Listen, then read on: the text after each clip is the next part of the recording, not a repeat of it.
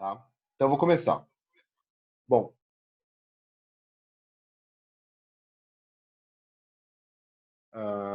só um pouquinho. Ok. Então, assim, estudo eletrofisiológico. Primeiro, para... Só mais um segundinho.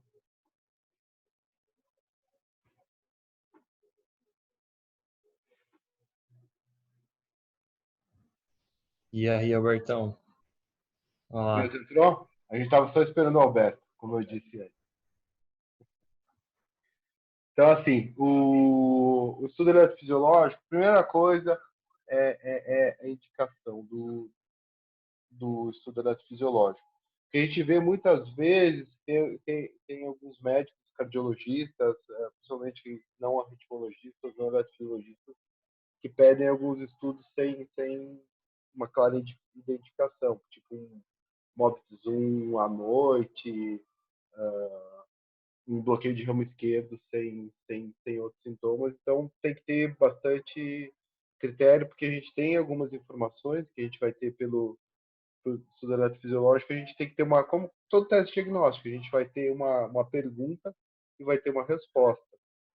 E aí eu vou interpretar essa resposta para a clínica. Se eu tenho uma probabilidade pré-teste de encontrar essa resposta baixa, às vezes essa resposta vai ter mais confundido do que dar a resposta. Mas as indicações da diretriz, essa última diretriz, 2002, é antiga, mas também não muda muito, não tem o porquê atualizar. Tá? Então, a indicação de estudo eletrofisiológico são pacientes com palpitações não esclarecidas, principalmente aquelas palpitações que são claramente paroxísticas, início e término súbito e não esclarecido por uma avaliação não invasiva. Então, aquele paciente que tem palpitação, hoje em dia facilitou muito com os smartwatch, com o Apple Watch, a gente já consegue fazer mais diagnóstico não invasivo, mas algumas vezes um paciente que tem uma indicação muito clara de ter paroxísticas, eu posso indicar esse estudo fisiológico.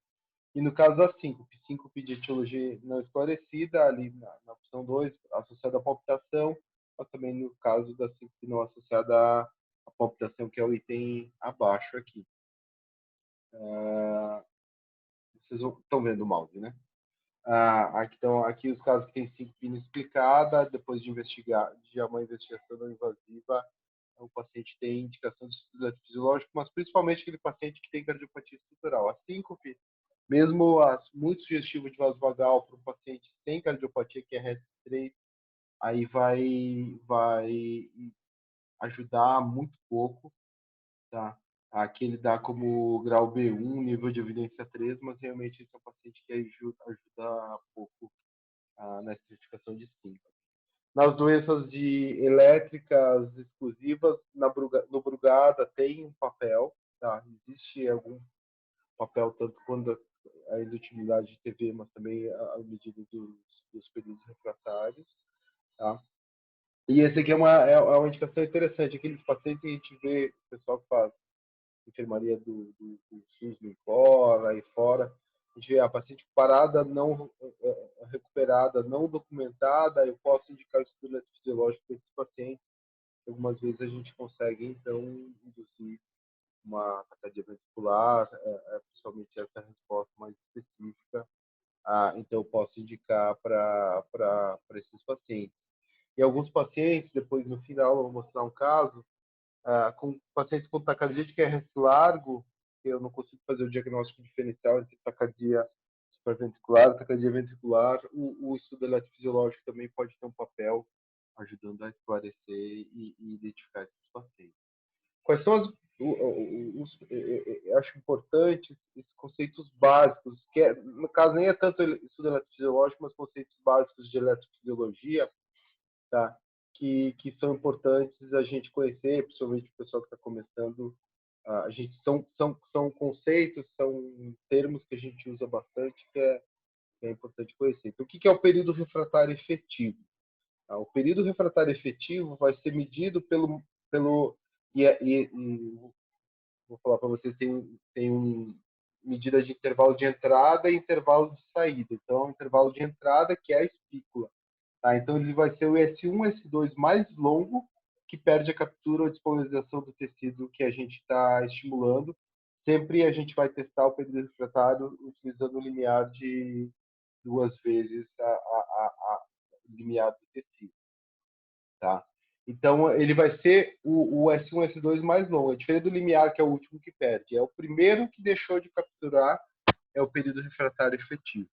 O período refratário relativo também é uma medida de entrada, tá?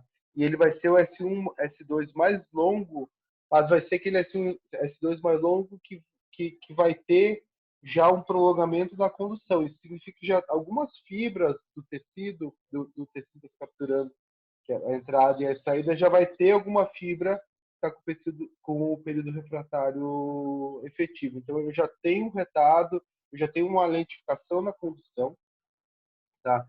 Como diz aqui, a condição é lentificada numa frente de onda, já encontra o tecido não completamente repolarizado, tá? E é quando a gente vê, então, eu vou mostrar os exemplos depois, quando a gente estimula, ele já começa a sair, a desgrudar o sinal do tecido da espícula. E essa diferença do relativo para o efetivo, então, é chamado de período de latência. Já o período refratário funcional, ele é diferente, ele é uma medida de saída. Tá? Então, eu não vou medir eu não vai ser espícula, vai ser sim o tecido de captura. E o período refratário funcional, então, vai ser o intervalo mais curto de 2 impulsos conduzidos do tecido por um impulso de entrada. Então, como eu disse, é uma medida de saída, então eu vou medir por exemplo, eu estou estimulando o ventrículo, vai ser o VV, tá? Mas quando ele começa já a sair, provavelmente eu já cheguei no refratário funcional, então eu quanto, por exemplo, de uma terrena, o quanto precoce eu consigo entrar o átrio para induzir um salto, tá? E é uma medida de saída, portanto, eu vou medir o distal tecido. Só deixa só um pouquinho, um segundo.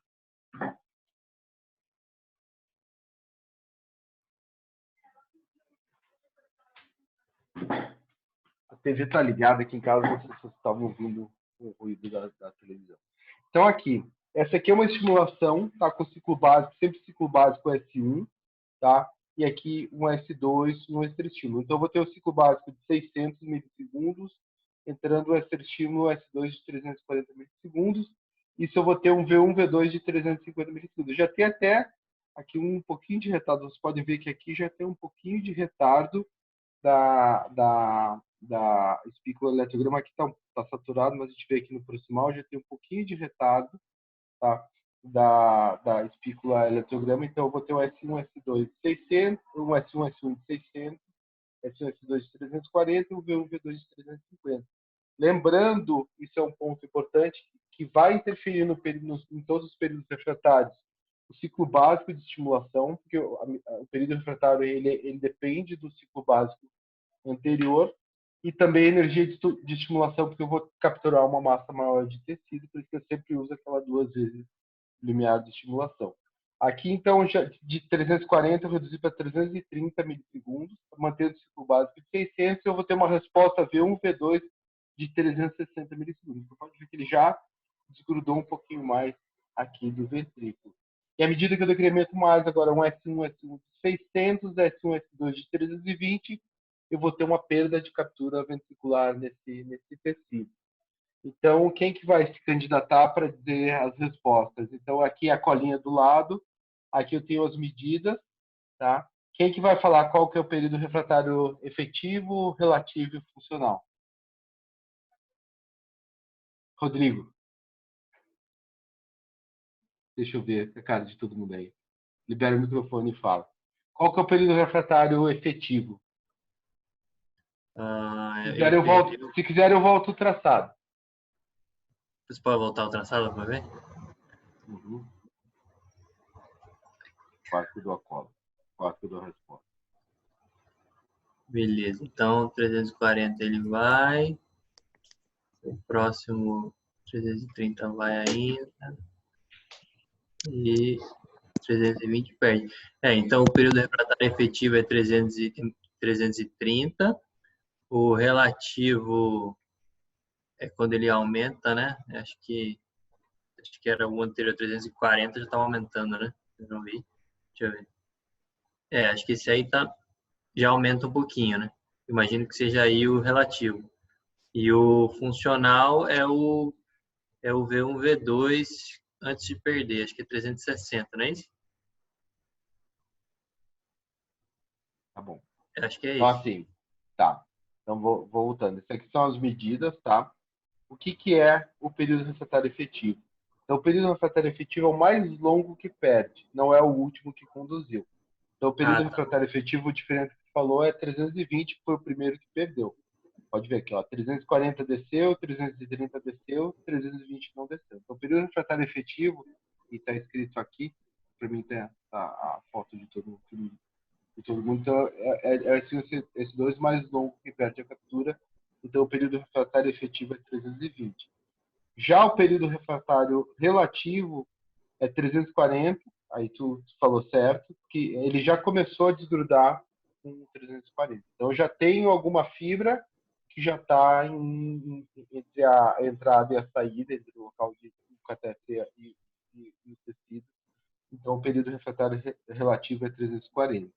Tá? E já o período refratário funcional é 350. Por quê? Porque é o menor V1, V2 capturado, que ele deve estar aqui embaixo. Eu tô com o filme de vocês, a imagem de vocês na frente. Então, o período refratário funcional é o intervalo mais curto de dois impulsos conduzidos. Então, o mais curto é aqui, ó, V1, V2, 350. Tá? Então, eu vou medir a saída, não tem nada a ver com a estimulação. Tá? É que eu não coloquei o 350. O 350 ele também ia conduzir, que ele já estava antes do funcional, 600, 350, 350, 600, 340 é 350 e 600, 330 é 360. Tá? Então, o VV mais curto foi 350 milissegundos, então o período refratário funcional é 350. Ok? Agora, não vamos errar na próxima vez, né? Tá? Então, quando a gente vai fazer a estimulação, como eu falei, o período refratário ele vai depender dos ciclos de estimulação, da energia de saída, e é óbvio que eu vou ter um medido. Por isso que também, quando a gente faz estudo de Brugada, a gente sempre coloca o período refratário no local, para aquele ciclo básico de 600 ou 430, tal período refratário. Tá? Mas para fazer essa estimulação, eu tenho à medida que, por exemplo, a indutibilidade de TV, eu vou aí buscar a indutibilidade da arritmia. Então, eu vou entrar com mais extra-estímulos. Lembrando que quanto mais extra-estímulos eu inserir, maior é a chance de induzir taquicardia. À medida que eu vou inserindo esses extra-estímulos, porque o período refratário, o extra-estímulo anterior vai ser mais curto, então ele vai encurtar o período refratário, eu consigo entrar com estimulação mais curta. Tá? Mas para isso acabou sendo feito sequências de estimulação. Porque se eu fizesse aqui no método sequencial, eu vou descendo, entro no período refratário, só aumento 10, aí depois eu perderia um pouco essa estimulação. E então que a gente usa esse método de tandem, tá? E acho que vocês já estão acostumados, provavelmente vocês não sabiam que tinha um nome, mas é o que a gente sempre faz. Então, chegou no período refratário, eu aumento 40 milissegundos, 40, 50 milissegundos no extra-estímulo e eu começo a descer. Chegou a descer de novo, chegou no período refratário, lembrando que o S3 vai ser mais curto que o S2 e o S4 vai ser mais curto que o S3, porque eu estou entrando extra-estímulos mais curtos, vou encurtando essa refratariedade. Então, eu vou conseguindo entrar com mais estímulos. Eu acabo tendo um gap maior para a estimulação, mas é óbvio, daria para fazer esse método sequencial, só que ele fica aquele negócio muito. Fica tudo muito curtinho, então a gente fazendo o método de Tanner, que a gente sempre fez, ah, parece que é melhor. No caso, eu nunca lembro de ter feito esse método sequencial, então a gente faz esse para ter um pouco mais de gap. Se eu aumentar 10, aí pode ser que já perca, então eu aumento 40, eu consigo ter esse gap melhor, esse gap de estimulação. Então, o que a gente faz de aumentar 40 milissegundos e inserir um estímulo é o método de Tandem. Passo, Isso. então, já... Oi, pode falar. Uma pergunta. Pelo método de Tandem, a gente sempre tem que esperar, de fato, entrar no período refratário efetivo ou chegando ali Não, no... na verdade, quando o sistema ele trava em 200, a gente evita inserir esse estímulo abaixo de 200, principalmente no versículo, no ato não tem tanto problema, porque eu posso estar tão curto, que eu posso ter uma resposta inespecífica, que é FV. Então, quando chega no 200, a gente acaba aumentando para 240, mas não obrigatoriamente é no período refratário. A gente não desce até o período refratário. A gente faz, fica também mais prático, aumentar o 40, 50, tá? Mas é assim, eu chego até o período refratário ou o 200, no caso eu não vou descer mais abaixo do que isso. Né? Teve uma época que a gente fazia pacientes com brugada, a gente fazia até o período refratário, mesmo que ele fosse abaixo de 200, a gente fazia isso. Chegou a 170, aumenta para 210 e continua inserindo esse estímulo. Ok? Então, já esses conceitos básicos de refratariedade, a refratariedade é importante, vale tanto para o átrio, para o ventrículo, no AV, qualquer tecido que eu estou estimulando, eu vou ter um período refratário, depois eu vou mostrar os gráficos de entrada e saída. Tá? Então, para qualquer tecido que eu estimular, eu vou ter um período refratário, e quando chega no período refratário, ele deixa de conduzir por esse tecido, ou não conduz, ou conduz por outro tecido, que eu vou mostrar na sequência depois, quando for mostrar do 9. Bom, um dos dados importantes que a gente tem no estudo eletrofisiológico é a avaliação da função sinusal.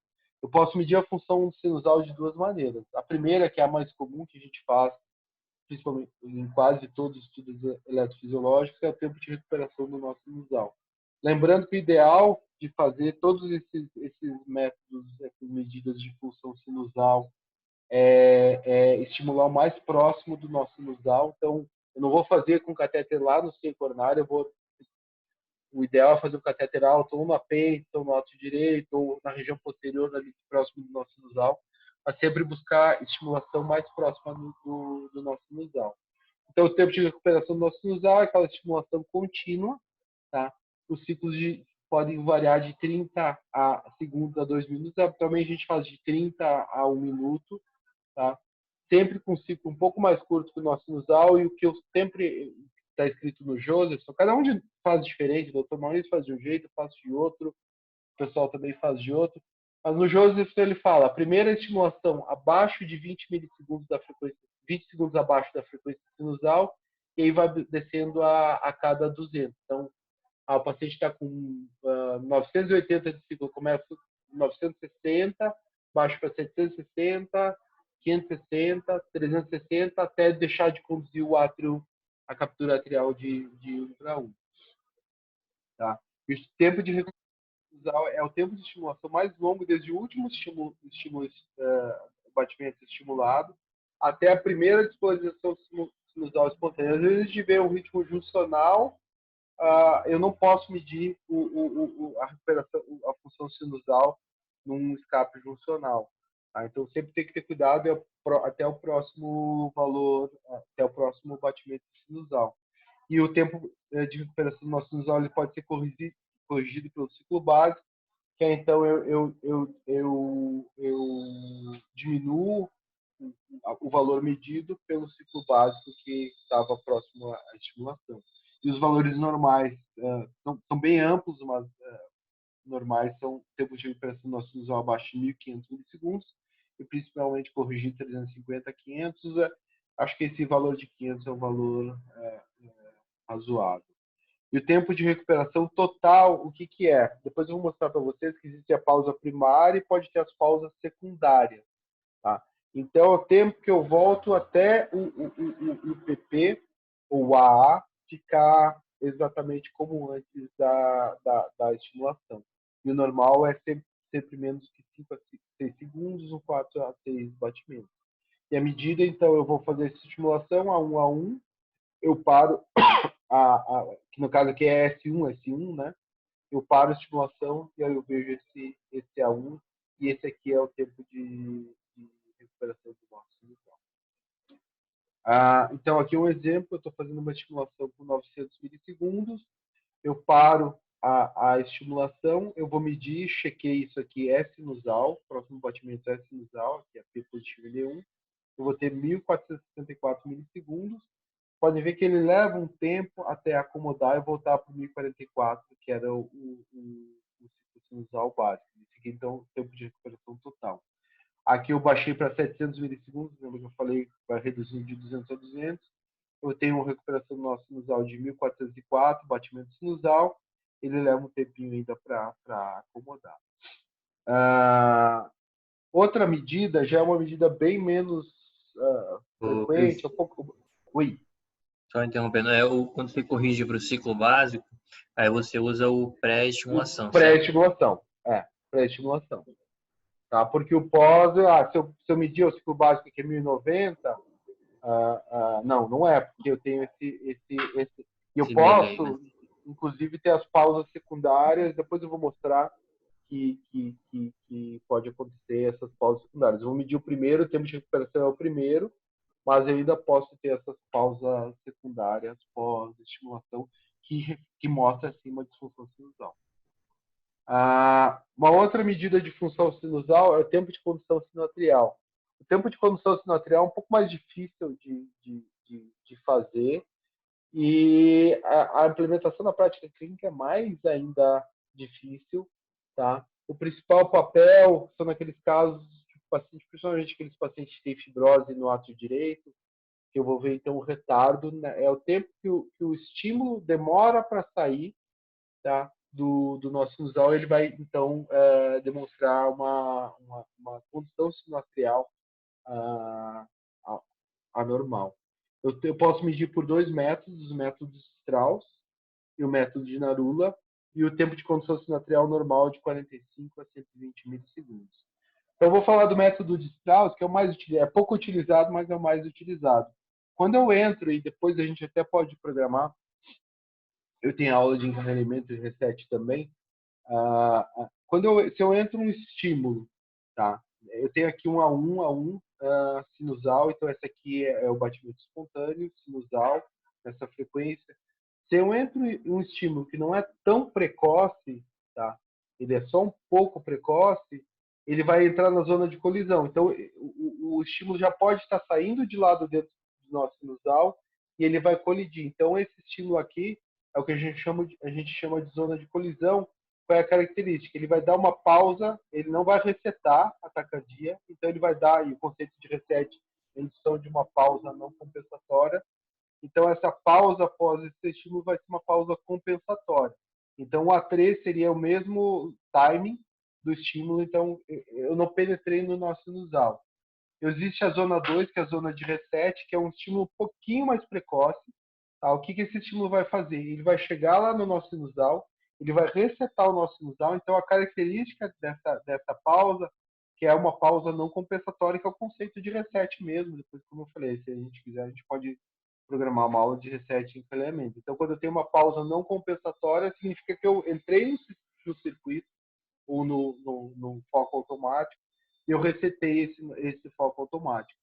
Se esse estímulo ele entrou mais precoce ainda, eu vou entrar na zona de interpolação.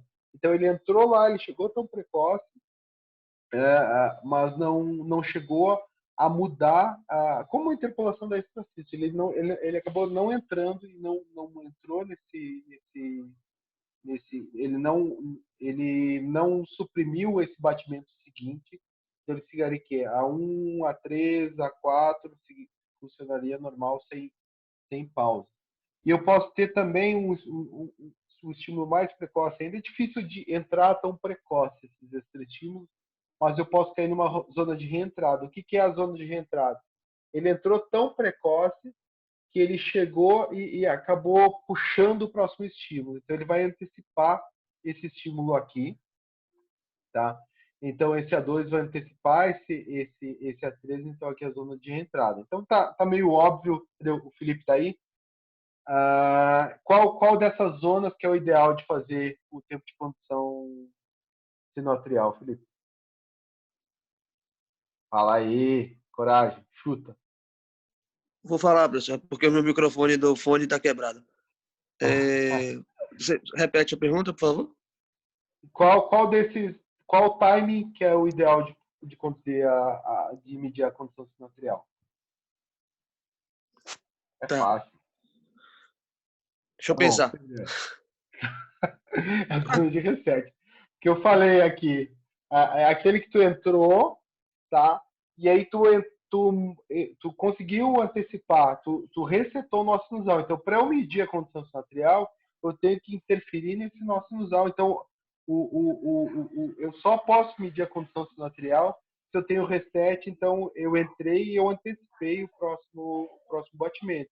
E a condição sinoatrial, o que vai ser? Então, se eu entrei, deixa eu só minimizar aqui de novo. Se eu entrei, eu resetei, eu vou conseguir medir esse tempo do extra-estímulo até vir o próximo extra-estímulo. Tá? Ou seja, eu vou do extra-estímulo até o nó sinusal, eu resetei o nó sinusal, ele veio daqui de dentro para fora. Então, o tempo de condição sinoatrial vai ser essa medida, tá? Menos o ciclo sinusal dividido por 2, que é o tempo de ir e o tempo de voltar. Entendeu? Por isso que eu falo que a eletrofisiologia é muito legal, porque não é só a decorar, que é assim, se eu entendi que é assim que funciona, tá? É assim que fica muito mais fácil para reproduzir. Então, eu entrei no estímulo, resetou, eu entrei no nosso sinusal, o tempo que ele levou daqui para entrar para o nosso sinusal e para chegar do nosso sinusal até voltar ao catéter, a condição sinoatrial vai ser esse tempo menos o ciclo sinusal do time que leva ao automatismo do nosso sinusal, a condição sinoatrial vai ser, então, essa mostrando aqui. Tá? Então, é o tempo que eu tenho para chegar no nosso sinusal, eu entrei, resetei, aí o ciclo sinusal, né? Ele recebeu e vai zerar o contador, e o pessoal está acostumado com marca-passo. E aqui, a saída, então, o tempo de condução sinoatrial vai ser essa distância aqui, menos o ciclo sinusal dividido por 2, e vai ser aquele valor de 45 a 115 milissegundos. Não é fácil de fazer, eu já tentei fazer algumas vezes, não é simples de fazer, a gente até pode tentar quando a gente voltar a fazer alguns casos, mas entendendo o porquê, por isso que eu perco tempo explicando essas zonas as zonas de estimulação, aí eu consigo entender como é feito, mas na prática é muito pouco utilizado a condição sinoatrial. Tá? Mas aí para fazer, ô Cris, só interrompendo, para fazer isso aí, então, e ser bem a condução do nó sinusal para o átrio, o catéter teria que estar, teoricamente, bem colado lá, né? Mais perto, isso, sempre mais perto. Se eu medir lá no seio coronário, até a gente pode fazer também. Eu posso medir num catéter lá perto do nosso sinusal, eu posso tentar lá no seio coronário, eu vou ter tempo de condução sinoatrial diferente, mas óbvio que o tempo de saída do nosso sinusal, condução sinoatrial até a saída do átrio, o ideal é ser mais perto do nosso sinusal possível, sim, que é o que a gente sempre fala, né? O estudo eletrofisiológico sempre manter a estimulação mais próxima do nosso sinusal possível. Para finalizar essa parte de função sinusal, então o tempo de recuperação do nosso sinusal é melhor que a condução sinoatrial para avaliar a disfunção sinusal. Por quê? Porque a condução sinoatrial vou medir mais a condução do nosso sinusal para o átrio, aí funciona para aqueles pacientes com fibrose atrial. Os dois têm sensibilidade baixa, tá? Por isso que a gente fala, não, condição, tempo de recuperação do nosso sinusal não serve nada, serve muito pouco. Por quê? Porque a sensibilidade é baixa. Quando eu tenho respostas anormais, bastante anormais, eu sim devo valorizar, porque eu posso sim mostrar que o paciente tem condição, tem disfunção sinusal. Então, aqui é um casinho clínico, uma paciente reumática, 38 anos, 3 cirurgias de válvula mitral, prótese mecânica, que tinha um marca-passo implantado e era um marca-passo que estava em fim de vida, veio para paciente nossa lá do Incorde alguns anos atrás, veio com um exaustão de gerador, aí veio naquele protocolo de explante. O Holter dela é normal, a frequência média de 82, chegando de 65 a 115, tá? O eletro de base era bradicardia sinusal com BRD, que no caso aqui não está nem tão bradicádico, de 2014 esse caso. Então, essa paciente veio para o estudo, intervalo HV normal, 55 milissegundos, intervalo AH normal, frequência 855, uma frequência boa também. o QRS estreitado, mas as custas de bloqueio de ramo direito com um intervalo HV normal. Então, aqui eu estou fazendo o tempo de condução, tempo de recuperação do nó sinusal. Então, com o ciclo de 780 que eu tenho 1.100, lembra que era 300, 875, né, o ciclo básico, 855 o ciclo básico dela, 900, e aqui eu tenho uma pausa secundária de 3,8 segundos. Tá? Seguiu a estimulação, no caso aqui baixou para 580, pós-estimulação 580 tem uma pausa de 3.100 milissegundos, 3 segundos, seguido de uma pausa de 1.800 milissegundos. E seguindo a estimulação, com 380, ela fez uma recuperação do nosso sinusal de 1.650, fez uma pausa secundária de 4,2 segundos, e esse estudo a gente fez com a paciente acordada, ela sentiu tontura pós. Então, esse é um estudo diagnóstico de disfunção sinusal. A paciente já tinha um ato mexido e essa paciente acabou trocando o marca-passo, porque ela, e vendo a história dela, deixa eu ver se está escrito aqui, ela implantou, na época, ela tinha essa história de tontura aqui, ó, episódio de tontura deitada, os esforços com duração de poucos minutos, quando ela implantou, então essa paciente acabou fazendo a troca do gerador por uma disfunção sinusal.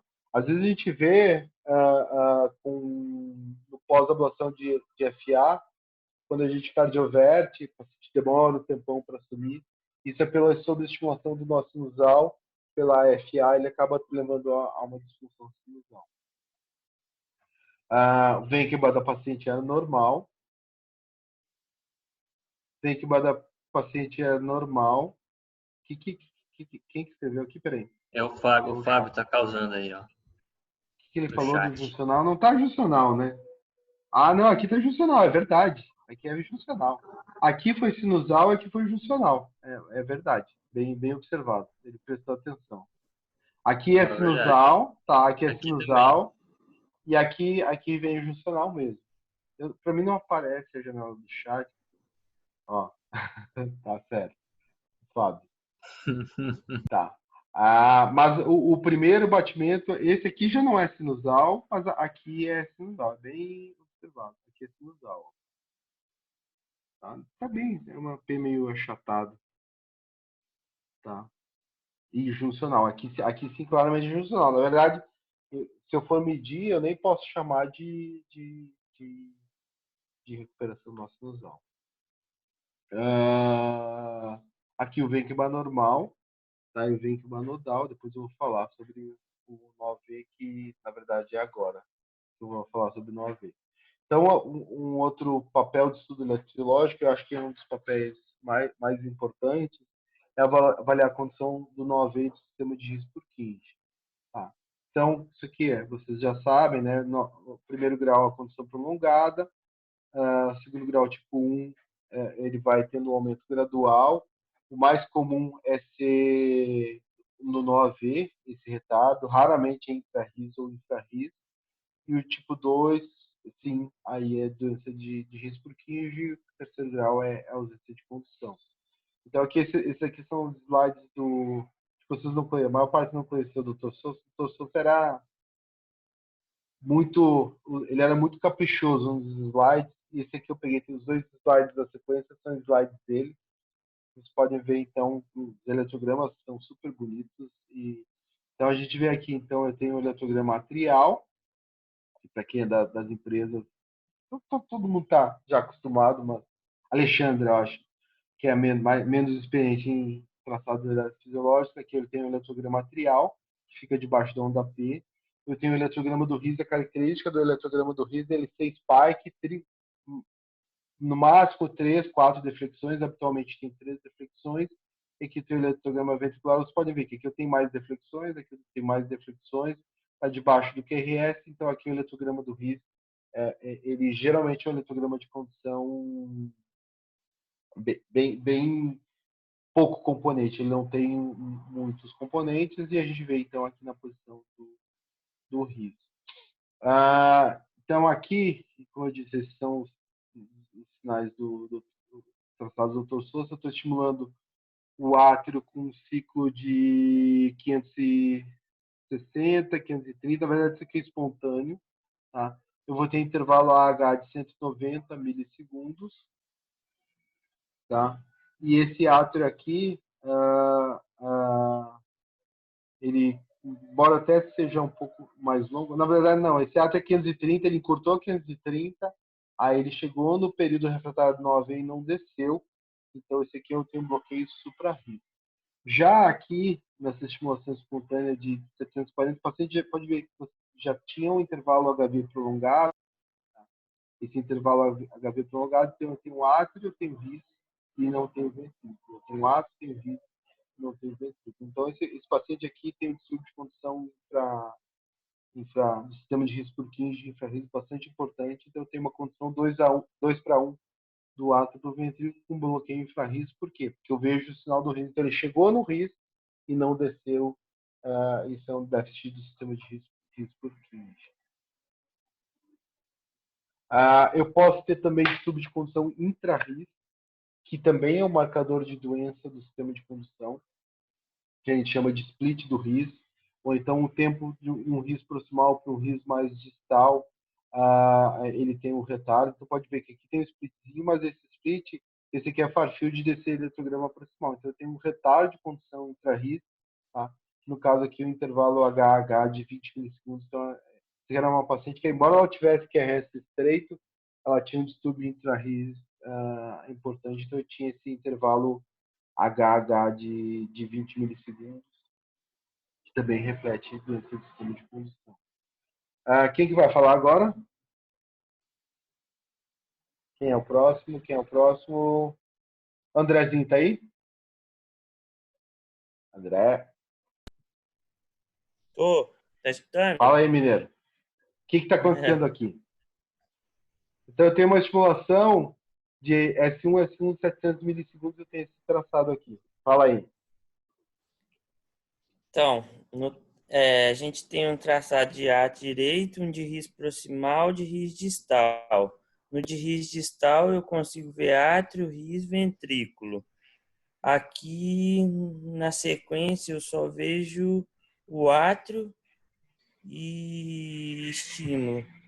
Parece que tem um bloqueio rissiano, porque eu não estou conseguindo ver mais RIS no RIS distal. O HV prolongou.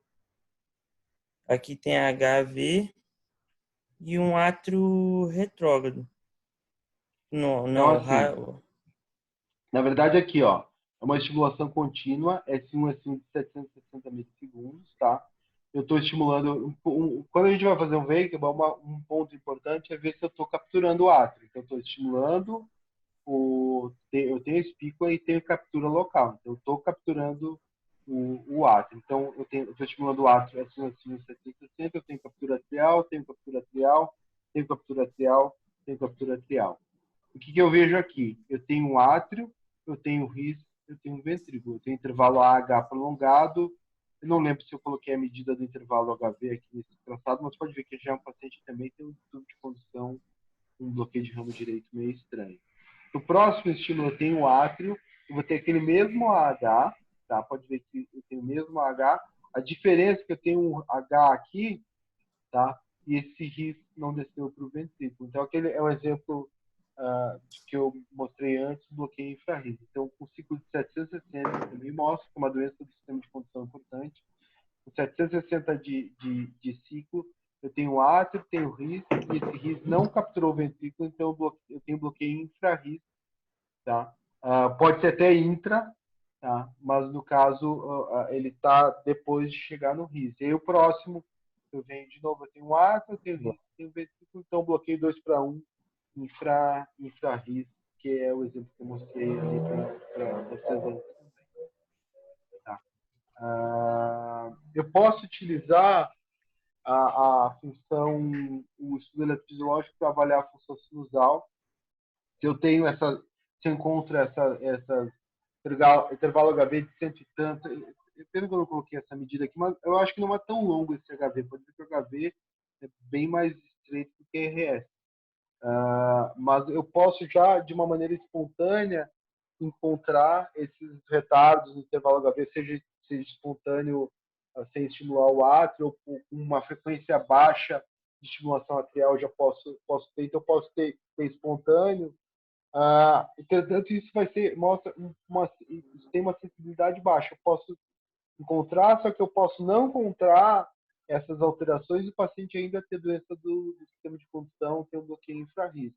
Tá? E para isso, então, a gente usa os testes farmacológicos para estressar o sistema de condução. E aí, então, estressando o sistema de condução, eu vou desmascarar um potencial bloqueio total. E isso a gente utiliza principalmente no diagnóstico da SINC. O que é mais validado é a procainamida. Quando eu inventei, a gente fazia ainda um pouco de procainamida. E a resposta, se eu tinha um aumento, se eu dobrasse o intervalo HV, o intervalo HV passasse de 100 milissegundos, era sugestivo, então, de uma reserva do risco de baixa que colocava marca-passo. Hoje em dia a gente usa a Gimalina. A vantagem da Gimalina é que o tempo, a meia-vida bem mais curto, então é mais seguro. Tá? Eu faço na dose de 1 mg por quilo a cada minuto. Pega a ampola que tem 50 mg, vai fazendo 2 ml a cada 2 minutos, olhando a pressão. Tinha uma época que a gente fez propafenona e a percepção até, a gente já conversou bastante com o Dr. Maurício, a gente não tem validado quais são os valores normais, tanto para ver eletrodigulada, quanto aumento de largura de QRS e HV na Gimalina. A impressão de que dá é que a Gimalina é um pouco mais potente que a procainamida e a propafenona. Mas para a propafenona, para a procainamida, é normal o aumento do intervalo HV de 15% a 20%. Tá? Como eu disse, na Gimalina a gente vê um pouco mais, mas ainda não é diagnóstico de distúrbio de condução. E o que significa essas medidas? Eu tenho intervalo HV acima de 100, eu tenho um teste com a procainamida ou a Gimalina que passou de 100, não significa que o paciente vai bloquear no próximo momento. Mas o que tem é que 25% dos pacientes com intervalo HV maior que 100 milissegundos vai evoluir com BVT no segmento de 22 meses. Tá? 50% vai progredir com bloqueio de alto grau, se eu tenho um bloqueio infrarrígido maior do que 400 milissegundos.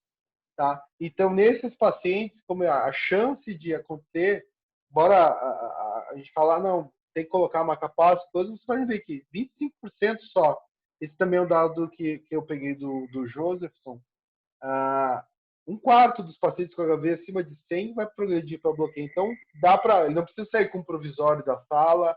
Eu posso indicar o marca-passo e implantar de uma maneira eletiva, porque ele tem alta chance de bloquear, é diagnóstico de doença importante do risco Purkinje, mas ele não está bloqueado, ele não vai sair bloqueado. Então, outras manobras, se eu encontrar bloqueio de ramo alternante, infrarrígido, mostra que eu tenho uma doença de condução importante. Quem que está com o microfone aberto? Tem alguém fazendo ruído? Vamos ver se deu certo. Acho que parou.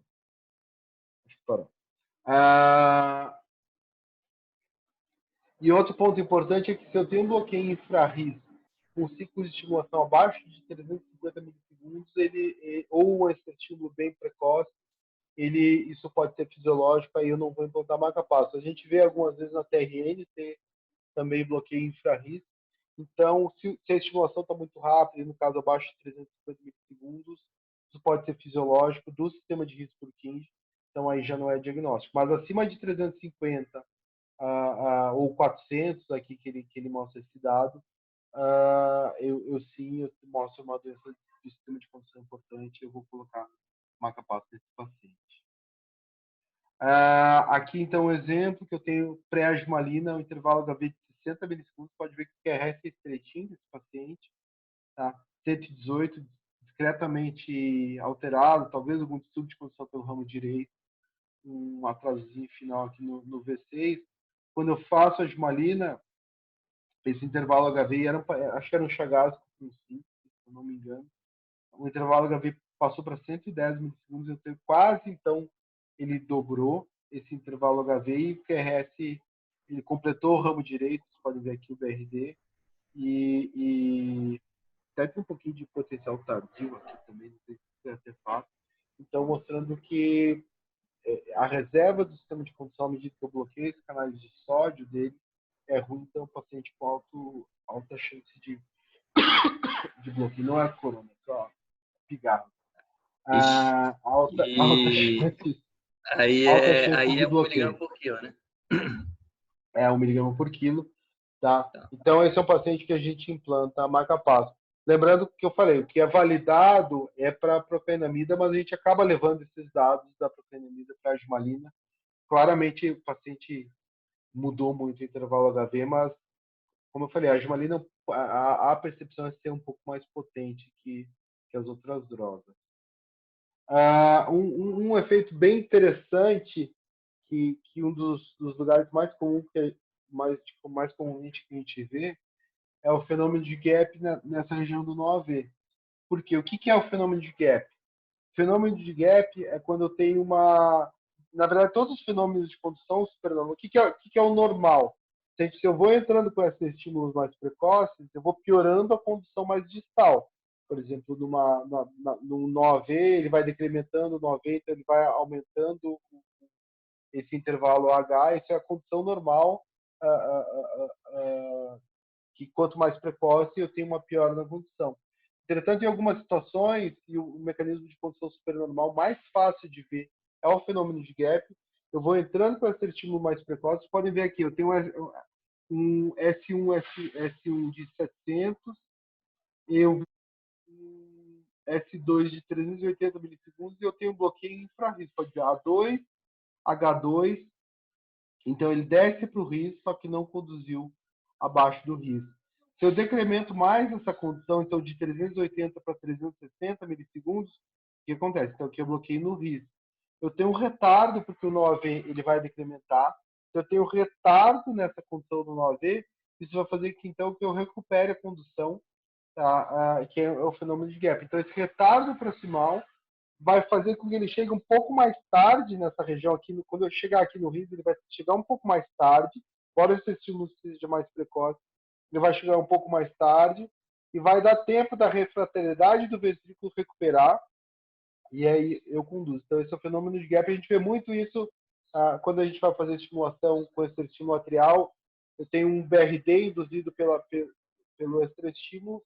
À medida que vai decrementando a AH, ele aumentou a AH, desfaz o BRD. Por quê? Porque esse retardo da condução proximal vai levar, então, uma recuperação da condução. Por quê? Porque o período refratário, na verdade, local, por exemplo, eu tenho daqui o HH é esse aqui, ó, tá? Não tem a medida aqui. Mas nesses segundos, se vocês forem ver, o HH retardou, tá aqui, ó.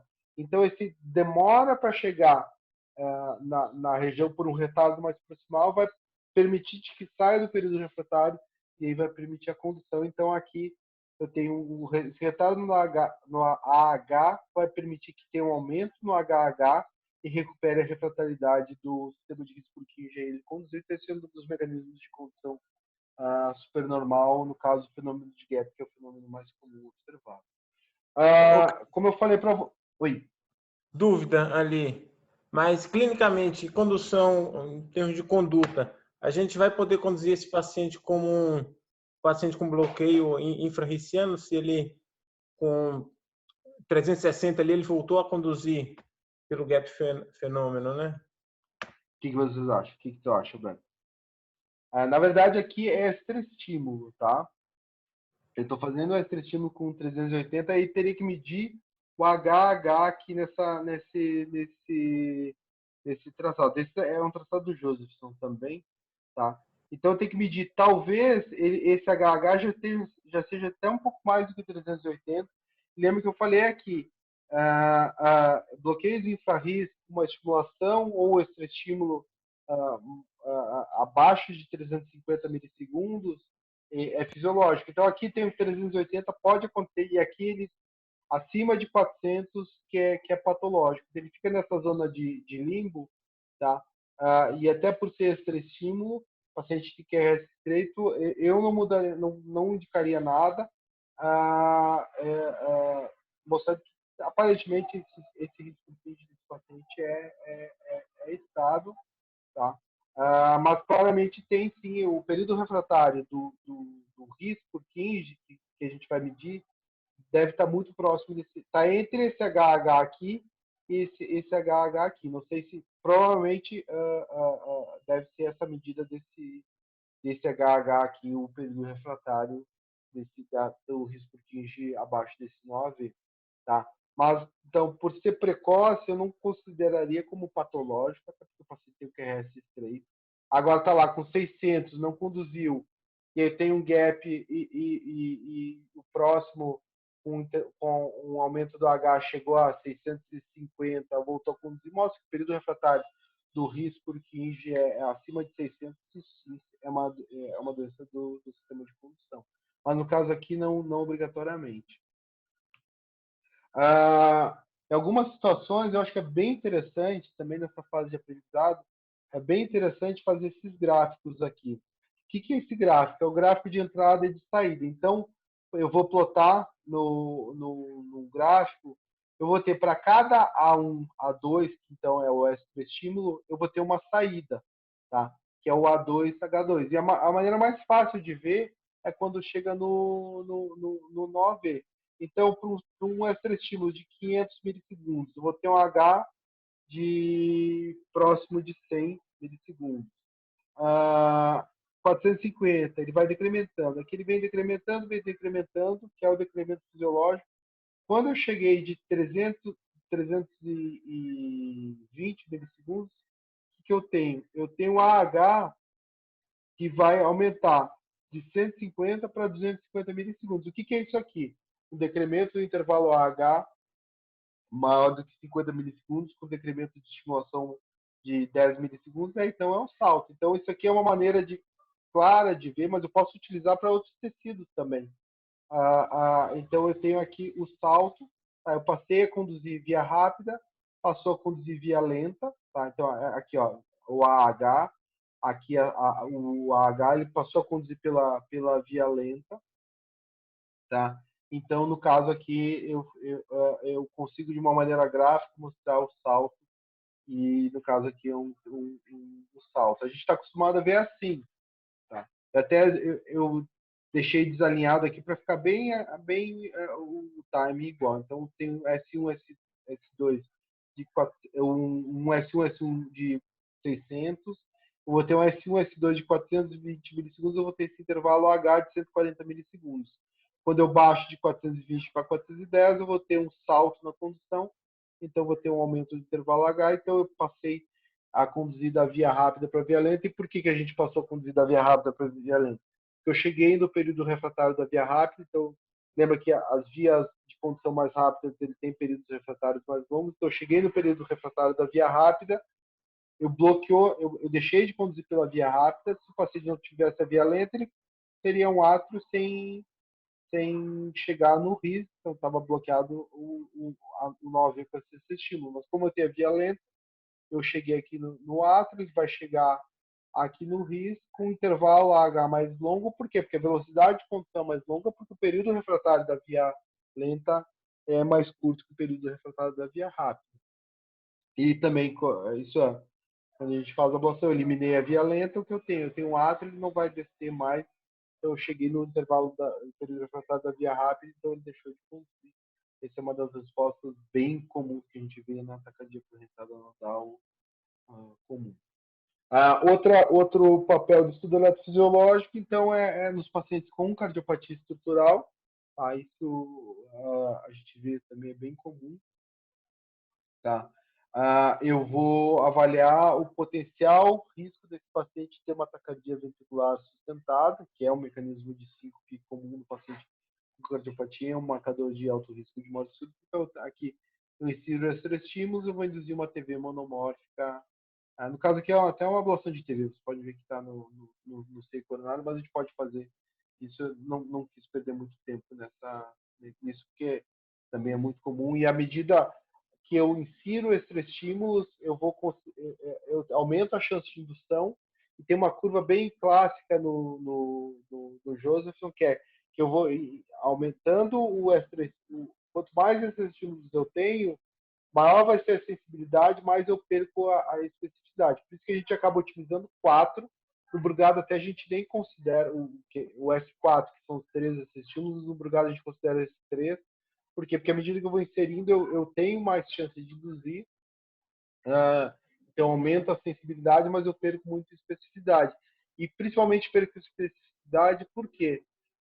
Porque eu tenho a chance de induzir taquicardias polimórficas que, sim, na maior parte das vezes são respostas inespecíficas, exceto os pacientes com Brugada, numa TV, habitualmente a gente tem uma estimulação induzindo FV ou TV polimórfica, a gente acaba considerando uma resposta inespecífica. E à medida que eu vou entrando em extra-estímulos mais precoces e aumento o número de extra-estímulos, eu vou perdendo sim especificidade, e aí eu tenho que interpretar com cautela essa resposta. Para acabar a aula, quem que vai falar? Quem é o mais experiente que está aí? Deixa eu ver quem que eu vou sacanear. Acho que o Fábio, ele tá no WhatsApp, mas ele... o Fábio! O Fábio tá aí, não tá? Tá aqui, o Fábio tá aí. Fábio, já tirei o Fábio do mute. Eu tirei? Não consegui tirar. Sai do mute aí, Fábio. Morredinho. Não, Morredinho sabe desse caso. E aí? O que a gente tem aqui? Esse aqui é um traçado. Esse aqui é um paciente, só para falar para vocês. Esse é um paciente isquêmico, revascularizado. Tá? Fábio tá aí, tá ouvindo? Dá um oi, Fábio. Fábio, ele tá no mudo ainda, ele vai fugir. Cara, quem mais? Quem mais? Então vai o Rodrigo mesmo. O Rodrigo tá com o cachorrinho no colo. Então, assim, esse aqui é um paciente revascularizado, tá? Que tem função preservada, que é RS estreito.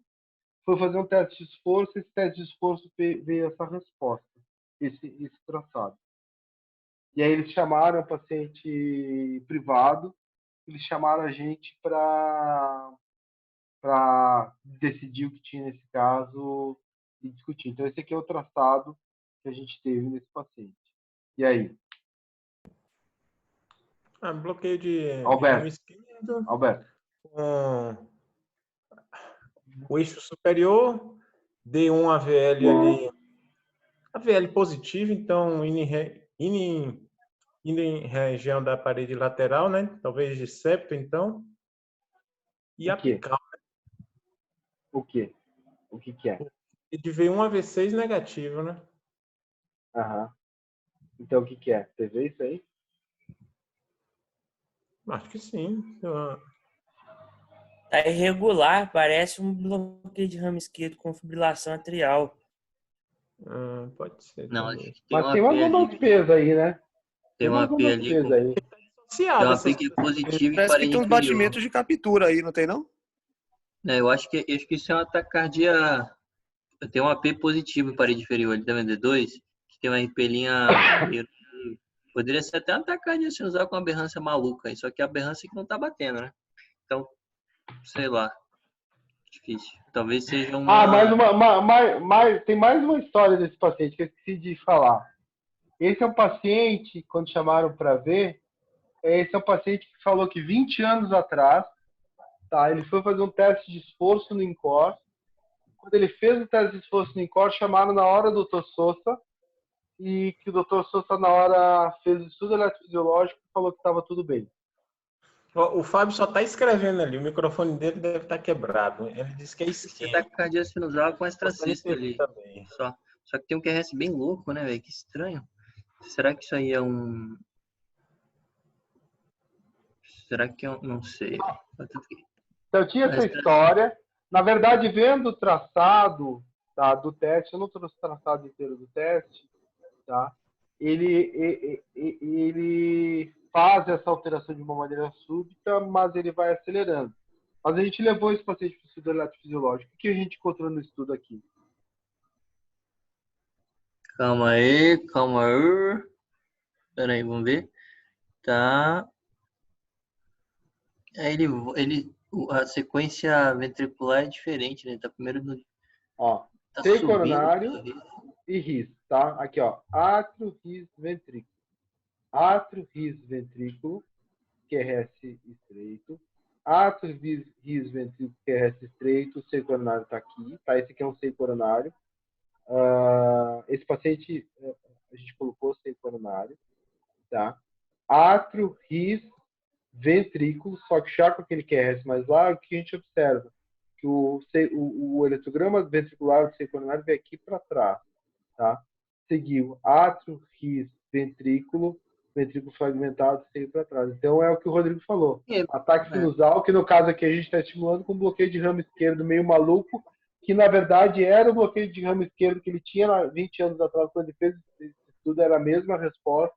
E esse paciente voltou depois para o hospital com pós-novo teste de esforço, que ele fez a mesma coisa que a gente falou. Não, isso é um bloqueio de ramo esquerdo, frequência dependente, num paciente isquêmico sim revascularizado, mas sem infarto. Ele era revascularizado sem cicatriz, sem cicatriz. Então é só um bloqueio de ramo esquerdo mesmo, totalmente bizarro, mas bloqueio de ramo esquerdo. E era muito parecido. Eu não vi o traçado antigo, mas eu consegui achar o laudo desse de 20 anos atrás. Estava descrito também bloqueio de ramo esquerdo de frequência dependente. E aí lembra que lá no início eu falei que uma das indicações de estudo fisiológico é fazer taquicardias de QRS largo, que eu não tenho diagnóstico, tá? Aqui no caso a gente reproduziu, vocês podem ver aqui, ó, o V6 é aquele QS no V6 mesmo. É esse eixo virado para cima aqui. Então, eu fiz o diagnóstico de bloqueio de ramo frequência dependente e, sem dúvida nenhuma, se me mostra esse traçado aqui, eu ia fazer que nem o Alberto. Tá? Eu já ia tentar de ver onde era a TV, ia falar que era a TV da ponta. Tá? Porque isso aqui é TV até prova contrária, a prova ao contrário está aqui. Tá? Que eu tenho átrio, ris, ventrículo, então é uma condição a ver com bloqueio de ramo, e não só bloqueio de ramo esquerdo, provavelmente tem mais coisa, tem mais algum fascículo bloqueado. Você pode ver que o eletrograma do seio coronário, o ventrículo que ele estava aqui na metade, pode ver que ele pula lá para trás, ele vai lá para o fim, então bloqueio de ramo esquerdo mesmo. Tá? Eu acho muito interessante esse traçado. Vou ver se na próxima aula eu até boto todo o traçado que eu tenho, os outros traçados. Então, É interessante que ele atrasa bem no seio distal, né? Então, quer dizer, ramo esquerdo mesmo, bem zoado, né? É ramo esquerdo mesmo, é bloqueio de ramo esquerdo. E aí que eu tenho átrio, ris, ventrículo. Isso não é taquicardia ventricular, tá? E outra coisa, se me perguntar, por que isso não é uma TV automática? Porque é súbito, tá? Então eu tenho esse bloqueio súbito, e se isso aqui fosse uma TV automática, esse V ele estaria entrando aqui, não ia estar, e o intervalo HV acho que mudou muito pouco, ou só alongou um pouquinho.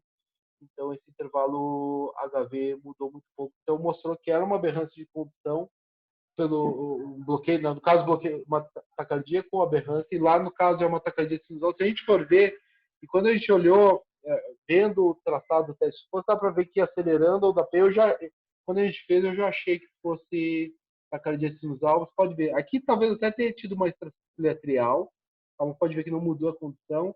Tem a P aqui, ó, aqui está um da P, tá aqui onda P, então isso é uma taquicardia sinusal, um teste de esforço, um bloqueio de ramo totalmente bizarro, e o Rodrigo falou, totalmente bizarro, que não é esperado eu ter esse bloqueio de ramo, o ramo esquerdo puro eu tenho um V6 positivo, eu não vou ter esse V6 negativo, não sei se tem alguma relação, o eixo vira bem para a direita, deve ter alguma coisa a mais aí de fazer um veto com uma frequência alta, esse paciente seria interessante.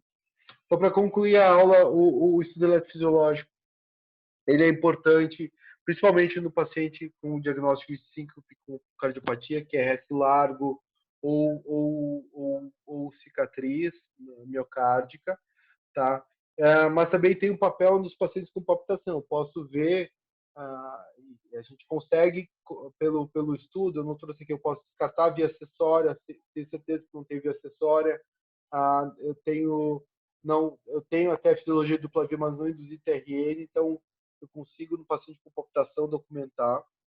Eu posso ver a função sinusal, embora tenha uma limitação, e na verdade avaliar a função sinusal é muito mais importante as provas não invasivas, Holter e teste de esforço, tá?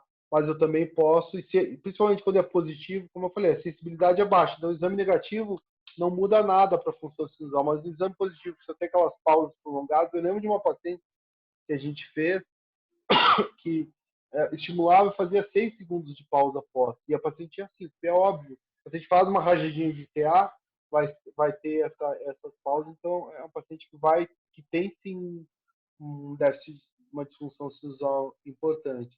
Eu consigo ver o NOAV, supra e infrarris, e no caso da indução de TV cicatricial. Essa aula, eu no fim acabei fazendo o upgrade do Zoom, então não tem mais aquela limitação de 40 minutos. Aí, se vocês quiserem fazer alguma pergunta, algum comentário, se quiser que eu volte algum traçado, a gente podemos estar com tempo agora. Eu tenho uma pergunta aí, Cris. Se você pega aí aqueles vovô ali que a gente faz um Venkba, que é muito alto, assim, você pega às vezes um vovô com um PW de 550, 600. Para você diferenciar que isso é motivo autonômico, tirando medicamento todo a gente vai saber, mas alguma coisa autonômica de doença intrínseca degenerativa do próprio NOAV, que eventualmente possa progredir, se preocupa. Existe alguma manobra, alguma coisa que dê para fazer? No VO já é mais duvidoso, tá? Até porque o VO, sistema nervoso autônomo, já é... A gente vê às vezes no Chagas, que tem aqueles Venkba longo, tá? Mas, por exemplo, lembra daquele paciente que a gente fez, tem um mês e pouco, um paciente jovem que tinha só um Venkba à noite, que a gente fez o estudo eletrofisiológico, o Venkba foi de 500 e poucos milissegundos. Eu falei, vamos fazer a atropina.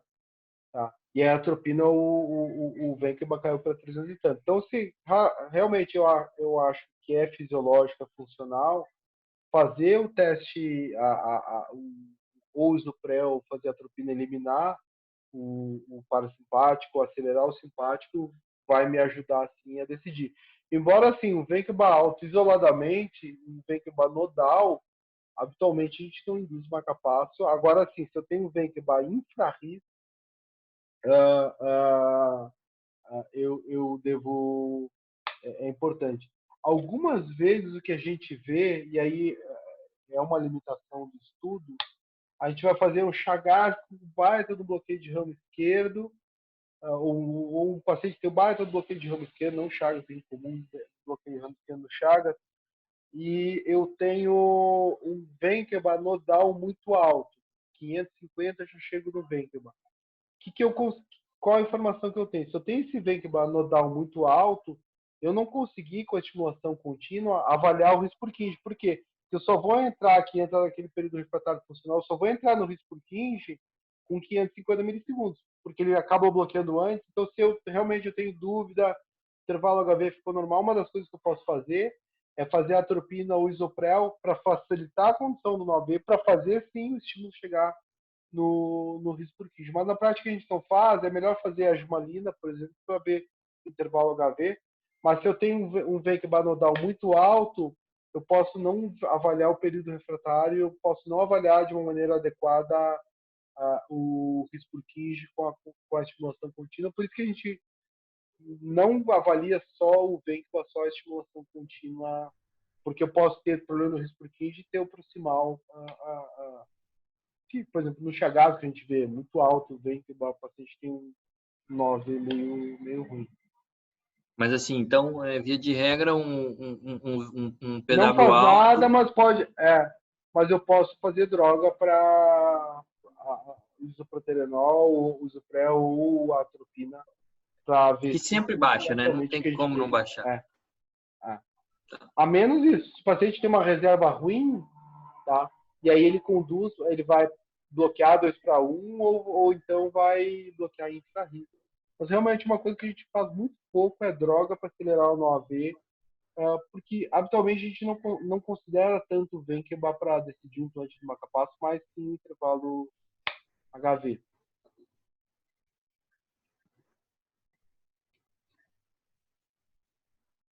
Karina e Morredini estão aí, né? Vocês querem falar alguma coisa? Murra. Oi, Aí, Cari. ei, tô aqui. E aí? Maravilha. Ó, o Não, Morredini levantou a mão. ótimo, Amanhã, excelente. amanhã a aula do Morredini, tá? Ele vai ter que resolver, não sei se ele tá sem microfone. Amanhã ele que vai falar. Aí a gente faz desse jeito. Eu tô com essa versão completa. Eu entro, aí ele entra com a tela dele para fazer isso aí. Aí a gente combina o horário. E aí, Cari? Perfeito. Não, tá ótimo. Realmente os casos foram muito bons. Esse caso do Eu vi que bloqueio o pessoal facilitou. Uma eu vi pegadinha que o boa, pessoal né? da Abbott, eu vi que o pessoal da Abbott tá aí. É um prazer receber vocês também. Pra Abbott, acho que foi um pouquinho pesado. Básico, não é básico, eles sabem tudo. Básico. Tudo bem. Pesado Bem que foi para bem, Alexandra. A Alexandra tá aí. A Alexandra, a única que pode achar pesado é a Alexandra, porque esse é o básico mesmo. A Marina e o André vão ter que aprender.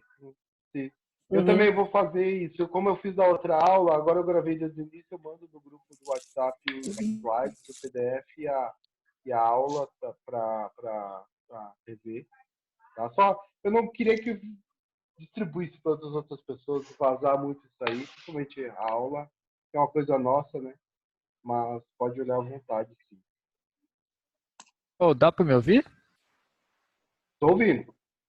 Ah, resolvi. Morra?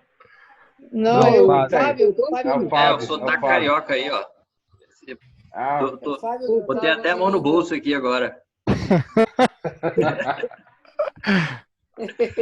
comprou Três. Tava Comprei o microfone. guardado esse negócio aqui. E o pessoal da Ritmia Clínica aí também, viu, Cris? Acho que viram uma aula aí. Quem que tá? Eu vi a Alê. Quem mais? Tem uma galera aí. Não? Nem Eu conheço. vi que tem o pessoal da Abbott, tem uma Ah, é galera Abbott? aí. Não, então. Não, então eu tô viajando Tem o aqui. pessoal da Abbott aí. Que horas É aula isso, amanhã? pessoal. Morredini, que horas aula amanhã? Pode ser às 9? Da manhã? Agora sim. Vai tomar 9 da aula, manhã? Ô, louco. 9 da manhã é muito cedo. Que hora? A minha comecei 9h30. 9h30, então. 9h30. 9h30 horário justo. Beleza, Tá bom. marcado. Aí, eu entro, depois a gente conversa, te mostro como é que faz para mandar aula, porque, como eu disse, eu fiquei com a versão cheia, agora a gente fica sem aquele limite de tempo de ontem de 40 minutos. Beleza, você quer que eu te mande a aula aí já dá para abrir? Não, vai do teu computador passando mesmo. Depois eu te ligo depois. Então beleza. A gente faz um teste aí. Tá bom? Tá bom, combinado. Ou se quiser me ligar depois, eu acho que eu vou ficar. O jeito é ficar em casa mesmo, né? Beleza. Hoje eu fui Valeu aí. para uma prova lá na Unifesp. Deu tudo certo. Tchau, pessoal. Abração. Tchau, pessoal. Obrigada. Tchau, tchau. Tchau. Tchau, gente. Tchau.